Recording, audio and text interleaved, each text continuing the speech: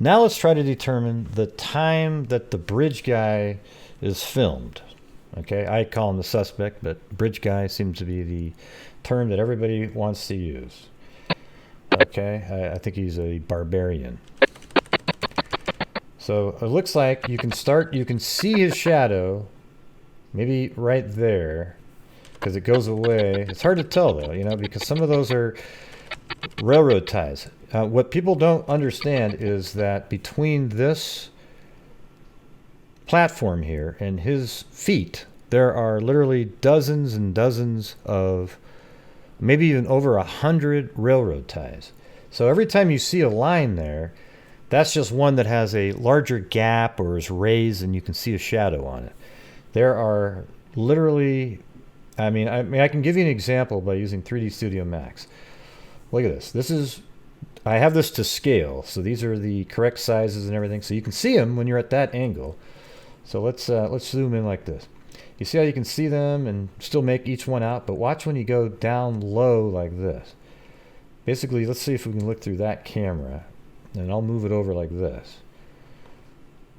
So this is where Libby was on the end of the bridge. Look at how you can't make out individual railroad ties. There's so many of them. This is the platform back there, the forked tree, and the suspect was about right in this area. And there are literally hundreds of railroad ties back there. I mean, I don't want to sit here and count them all, but literally look at this. This is the platform. Oh, shoot, I just moved the entire bridge. This is platform 6 right there, and this is platform 5. The forked tree is right in this area.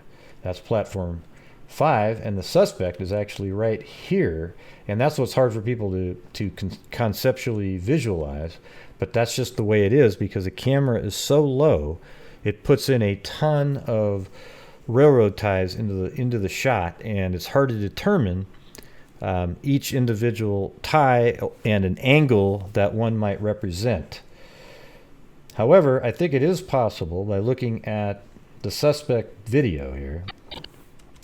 There is one shot that you can see a really good shadow on it. And I think it's right there. You can actually see it, boom, right there. Okay, now when you look at that, I think you can tell if you drew a line straight across from here, keep following along, these 2 points would intersect at some point. Maybe off to the right there. However, this right there could be 15 feet behind him, this line. So it's hard to determine a line next to him because as you know, depending on your perspective, the line starts changing its angle the closer it gets to you. So I'm just going to, if you visually look at this and you use this, and then this angle here, it matches more of what Abby's angle is, but not quite. It's a little bit later, so it's going to be a little bit more southern angle. Or excuse me, let's see. Yeah, so southern angle. Abby's is a little bit more like this, and this one's like this. So this definitely is not 3 o'clock, okay? I think this is probably around between 2:20 and 2:30. Now it's hard to do an example of this, but let's just try it. So if I select this, well, I'll pan out a little bit so you can see the shadow, and then I select the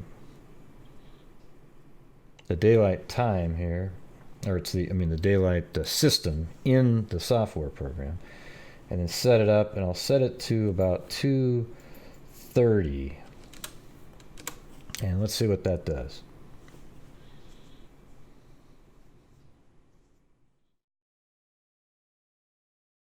Yeah, that's hard to see. So that's what I'm saying. It's really difficult. I'll just zoom in how we were doing it before and render it, and let's see what we get. So that's what we're getting there. Now that's consistent to what we're looking at from that other angle. So let's turn it slightly. So this would be the angle that Libby is at. It's about like this, and it's really difficult here. I have to go back way out far there and then zoom in. And then maybe kind of look at it from the top like this, and then try that. All right, so that is consistent to what we're seeing in the bridge guy image. I think he definitely is on the southeast end of the bridge by 2:30 at the latest. I think maybe even 2:20.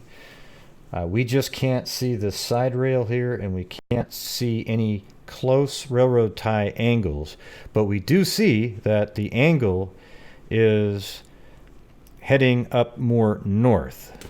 But we can definitely see that the shadow is more north than straight across, or a little more this way, which would have been more around 3 o'clock. Okay, so I think when you take a look at the bridge guy angle of the shadow, if you look at these and even this one, this shadow right here, which appears to be the bridge guy's shadow, is more north.